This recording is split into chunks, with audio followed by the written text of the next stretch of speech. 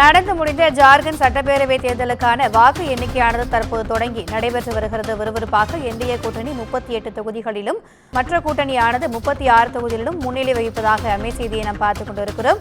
கூடுதல் விவரங்களை எமது செய்தியாளர் காவியா வழங்க கேட்கலாம். வணக்கம் காவியா. ஜார்க்கண்ட் சட்டமன்ற தேர்தலுடைய வாக்கு எண்ணிக்கை எந்த அளவு நடைபெற்று வருகிறது? குறிப்பாக பார்வை தொகுதியில் மாநில முதலமைச்சர் ஹேமந்த் சோரன் முன்னிலை வகிப்பதாக ஒரு தகவலும் வந்திருக்கிறது. அது குறித்தான கூடுதல் விவரங்கள்.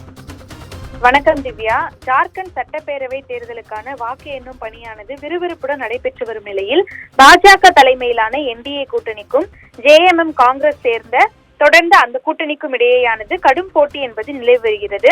81 சட்டப்பேரவை தொகுதிகளை கொண்ட ஜார்க்கண்ட் சட்டப்பேரவையில் 2 கட்டங்களாக முன்னதாக தேர்தல் நடைபெற்றது.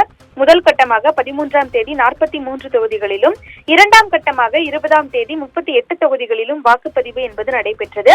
இந்த தேர்தலில் பதிவான வாக்குகளானது தற்போது எண்ணப்பட்டு வருகிறது.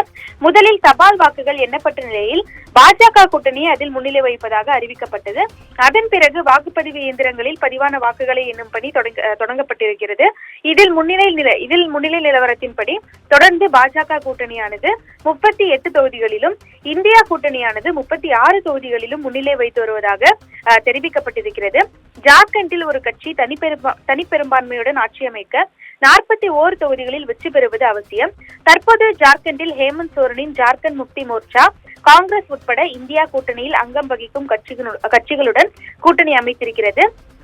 பாஜக கூட்டணியில் ஐக்கிய ஜனதா தளம் உள்ளிட்ட கட்சிகள் அங்கம் வகிக்கின்றன. ஜார்க்கண்டை பொறுத்தவரை தற்போது முதலமைச்சராக ஹேமந்த் சோரன் உள்ள நிலையில் ஆட்சியை தக்க வைக்க ஹேமந்த் சோரன் உட்பட இந்தியா கூட்டணி கட்சிகளும், ஆட்சியை மீண்டும் பிடிக்க பாஜக கூட்டணியும் வியூகம் வகித்து வருகிறது.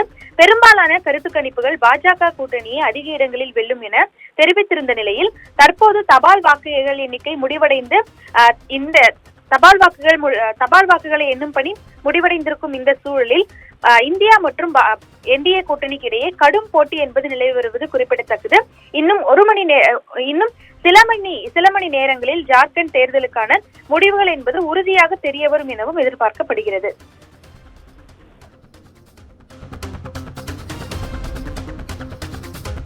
கூடுதல் விவரங்களுக்கு நன்றி காவியா.